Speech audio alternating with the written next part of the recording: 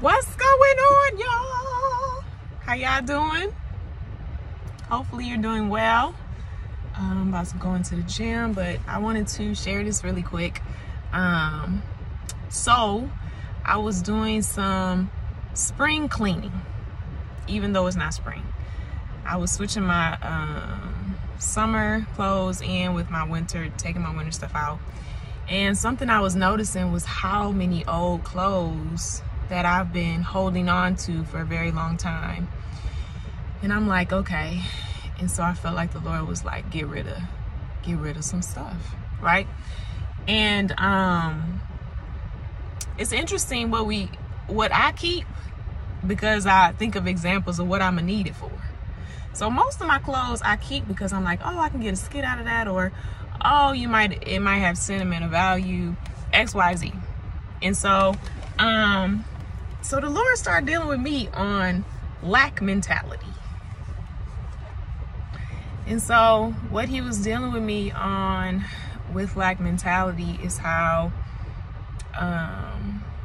with lack, you hold on to what you have, right? Sometimes you don't make room for new because you don't know if it's gonna be new, right? And so then he started dealing with me on lack mentality and asking him for things, and how disappointment in expectation and in time, in prayer, how it can change your mentality on what the Lord can provide for you. So for example, I've been praying for, a new job, right? My job is not what I desire to be at. And so because I haven't received, now I'm like, Lord, well, I'm just happy to have a job. I'm just happy. And it's not nothing wrong with being grateful, but there's a shift that happens sometimes with time, right? And so he was just dealing with me on my lack mentality in different areas of my life. And it doesn't even have to be financial. It can be what I desire in other areas, right? And he was just expressing that because time has passed, and expectation has dropped with a lot of his children, and we're just asking for basics now. It puts a cap on what we can receive. Do that make sense? Because the word says, ask and you shall receive. So it's the disconnect between asking and the wait, and how he desires for us to believe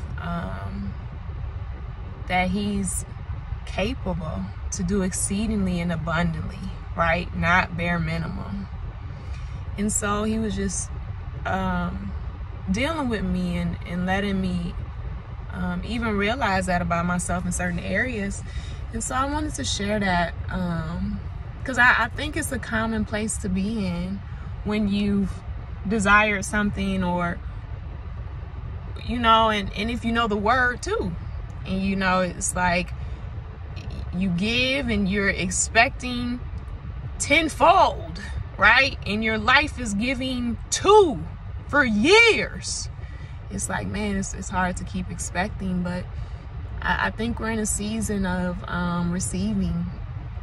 And this not a prosperous word, and I ain't no preacher, but I think there's power in your request. There's power in what you believe.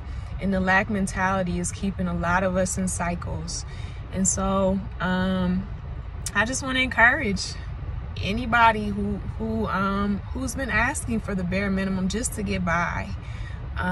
The Lord wants to do more for you, and he has more for you. And he desires for you to trust him with his more, versus sometimes our timeline and different things. And so for the heart who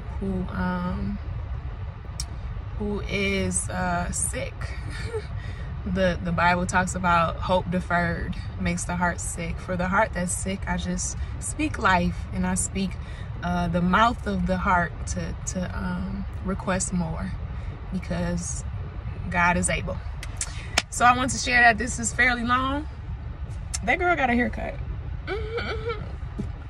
Pony. But hopefully you all have an amazing day. And I'm about to go ahead and get this workout. I'm about to get this bountiful non-lack workout. Jesus help me.